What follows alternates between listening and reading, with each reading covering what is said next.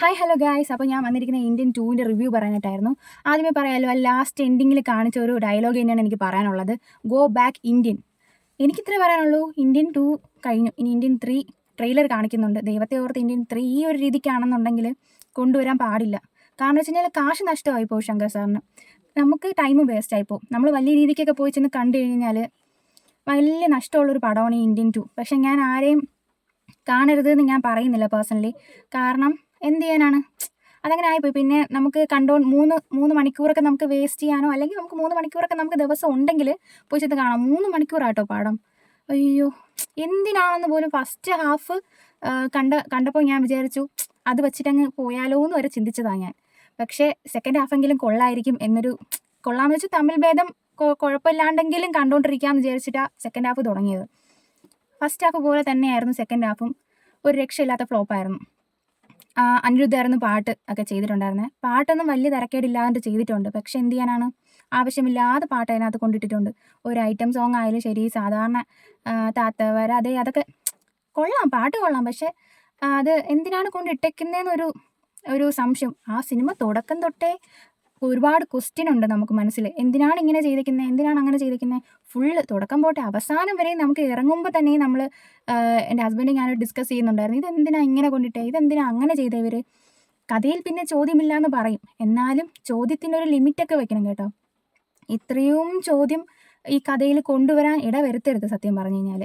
അതുപോലെ നമുക്ക് നിരാശയായിപ്പോയി, സത്യം പറഞ്ഞാൽ നിരാശയായിപ്പോയി. 3 മണിക്കൂറെന്ന് വെച്ച് കഴിഞ്ഞാൽ ഒരു കുഞ്ഞിനെയും കൊണ്ട് നമ്മൾ സിനിമയ്ക്ക് ഇരിക്കുമ്പോൾ അതിൻ്റേതായ ബുദ്ധിമുട്ടുകളുണ്ടാവും. പക്ഷേ എന്ത് ചെയ്യാനാണ്, സിനിമയെങ്കിലും നന്നായിട്ടുണ്ടെങ്കിൽ നമുക്ക് ആശ്വാസം ഉണ്ടായിരുന്നു. പക്ഷേ കംപ്ലീറ്റ് അതിലൊരു പോസിറ്റീവ് പറയാനായിട്ട് ഉണ്ടെന്നുണ്ടെങ്കിൽ സിനിമാറ്റോഗ്രാഫി, അത് ക്യാമറ ചെയ്തിരിക്കുന്നവർ നന്നായിട്ട് ചെയ്തിട്ടുണ്ട്, മോശം പറയുന്നില്ല, നല്ല രീതിക്ക് ചെയ്തിട്ടുണ്ട്. നല്ല എഫേർട്ട് ഇട്ട് തന്നെ നല്ല രീതിയിൽ ചെയ്തിട്ടുണ്ട്.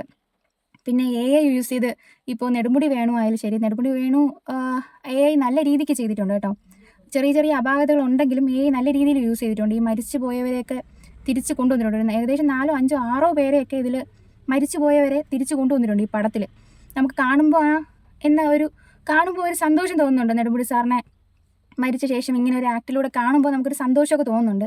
പക്ഷേ ഈ കഥ ഇങ്ങനെ ആയിപ്പോയതിൽ എനിക്ക് സ്ക്രിപ്റ്റൊന്നും പേഴ്സണലി എഴുതാൻ എനിക്കറിയത്തില്ല. എന്നാലും നമുക്ക് ഒരു സിനിമ നമ്മൾ സെക്കൻഡ് പാർട്ട് ഇറക്കുമ്പോഴത്തേക്കും ഫസ്റ്റിൻ്റെ ഒരു പ്രതീക്ഷ ചെറുതായിട്ടെങ്കിലും നമ്മുടെ ഉള്ളിലുണ്ടാകത്തില്ലേ. ഇപ്പോൾ ദൃശ്യം ഇറങ്ങിയതിലായാലും ശരി, സെക്കൻഡ് 1 ഹിറ്റായിരുന്നു. എനിക്ക് ഫസ്റ്റും ഇഷ്ടപ്പെട്ടു, സെക്കൻഡും ഇഷ്ടപ്പെട്ടു.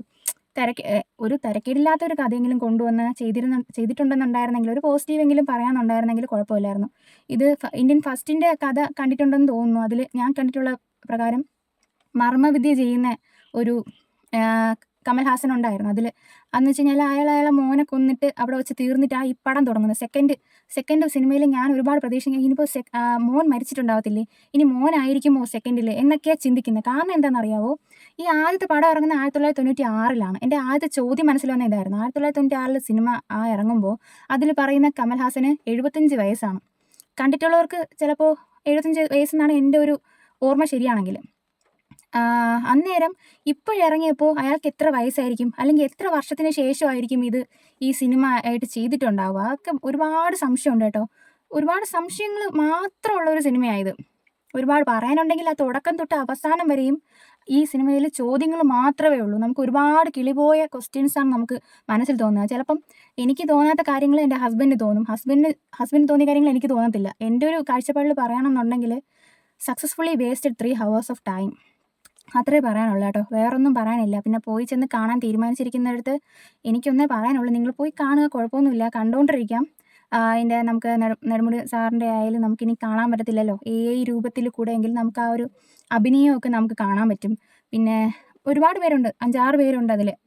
തമിഴിലായാലും ഒത്തിരി പേര് ഇതിൽ മരിച്ചു പോയവരെ AI യൂസ് ചെയ്തിട്ടുണ്ട്. അതൊക്കെ അത്യാവശ്യം കുഴപ്പമില്ലാത്ത രീതി, വൃത്തികേടില്ലാത്ത രീതിക്ക് ചെയ്തിട്ടുണ്ട് കേട്ടോ. അതുകൊണ്ട് ആ ഒരു പോസിറ്റീവ് മാത്രമേ എനിക്ക് പറയാനുള്ളൂ. പിന്നെ കമൽഹാസൻ സാറിൻ്റെ അഭിനയം വെച്ച് നല്ല അഭിനയമായിരുന്നു. പിന്നെ എനിക്ക് ഉണ്ടായിരുന്ന വിഷമം വെച്ച്, സാർ ഇത് അഭിനയിച്ചപ്പോഴും അല്ലെങ്കിൽ സ്ക്രിപ്റ്റ് കേട്ടപ്പോഴും ഒരു അപാകതയൊന്നും തോന്നിയില്ലായിരുന്നോ? എന്തുകൊണ്ട് ഈ ചിത്രം ചൂസ് ചെയ്തു, ഈ ഒരു കഥയാണെന്ന് അറിഞ്ഞിട്ട് എന്തിന് ചൂസ് ചെയ്തു എന്നുള്ളൊരു ഒരു സംശയമൊക്കെ ഉണ്ടായിരുന്നു. ഭയങ്കര വിഷമം തോന്നി കേട്ടോ. കാരണം ഇന്ത്യൻ ഫസ്റ്റ് കണ്ട ആ ഒരു രോമാഞ്ചം എന്ന് വെച്ച് കഴിഞ്ഞാൽ ഇപ്പോഴും ഉള്ളിൽ കിടക്കുന്നുണ്ട്. അത് കിടക്കുന്നതുകൊണ്ട് തന്നെ സെക്കൻഡ് ഇറങ്ങി വന്നത് ഭയങ്കര വിഷമമായി പോയി സത്യം പറഞ്ഞാൽ. ഇനിയിപ്പോൾ തേർഡ് വരാൻ പോകുന്നു. ട്രെയിലർ ഉണ്ടായിരുന്നു ഇന്ത്യൻ സെക്കൻഡ് ലാസ്റ്റിൻ്റെ ട്രെയിലറിൽ കാജൽ അഗർവാളിനെയൊക്കെ കാണിക്കുന്നുണ്ട്. എന്തോ വാറെന്നൊക്കെയാണ് പറയുന്നത് തേർഡിൽ. ഇന്ത്യൻ തേർഡിൽ. പക്ഷേ നമുക്ക് ഈ സിനിമ കണ്ടിറങ്ങിയ ഏകദേശം 3/4 ഭാഗം ആൾക്കാരും ഈ തേർഡ് ഇറങ്ങിയാൽ കാണത്തില്ല. ഇങ്ങനെയാണ്, ഈ ഒരു രീതിക്കാണ് ഇറക്കുന്നുണ്ടെന്നെങ്കിൽ പൈസ ഫുള്ള് വേസ്റ്റാണ്. ഇനി എത്ര രൂപ മുടക്കി ചെയ്താലും. ഇതിപ്പോൾ ഏകദേശം ഒരു 250 കോടി എന്തോ മുടക്കി ചെയ്ത പടമാണെന്നാണ് അറിഞ്ഞത്. ഇനിയിപ്പോൾ അടുത്ത പടം ഇതിനെക്കാട്ടിലും മിക്കവാറും കൂടുതൽ പൈസ ചിലവാണെന്നുണ്ടെങ്കിൽ അത് മിക്കവാറും വേസ്റ്റ് ആയിരിക്കും കേട്ടോ.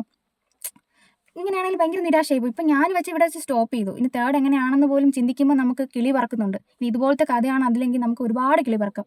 കാരണം വെച്ചാൽ എന്തോ പണ്ടത്തെ ഈ വാറൊക്കെയാണ് കാണിക്കുന്നത്, പണ്ടത്തെ ഈ യുദ്ധം ഒക്കെ കാണിക്കുന്ന സാധനങ്ങൾ. അന്നേരം ഒരുപാട് നിരാശയായിപ്പോയി. ഇതുപോലത്തെ രീതിയിൽ കിളി പറന്ന് പോകുന്ന കഥകളൊക്കെ ആണെങ്കിൽ നമുക്ക് ഒരുപാട് നിരാശ തോന്നും കേട്ടോ. അപ്പോൾ വേറൊന്നും പറയാനില്ല. പോയി ചെന്ന് കാണുന്നവർ കാണുക. ഭയങ്കര നിരാശയുള്ള പടമാണ്, വേറൊന്നും പറയാനില്ല. ഓക്കെ ഗായ്സ്, അപ്പോൾ അടുത്ത സിനിമയ്ക്ക് വേണ്ടിയിട്ട് വെയിറ്റിങ്ങിലാണ്. നല്ലൊരു പടം ഇറങ്ങട്ടെ. അപ്പോൾ ഈ വീഡിയോ ഇഷ്ടപ്പെട്ടെങ്കിൽ ലൈക്ക് ചെയ്യുക, സബ്സ്ക്രൈബ് ചെയ്യുക. അടുത്തൊരു സിനിമയുടെ റിവ്യൂ ആയിട്ട് ഞാൻ വരാം. ഓക്കെ, അപ്പോൾ അത്രയേ ഉള്ളൂ. Okay, by.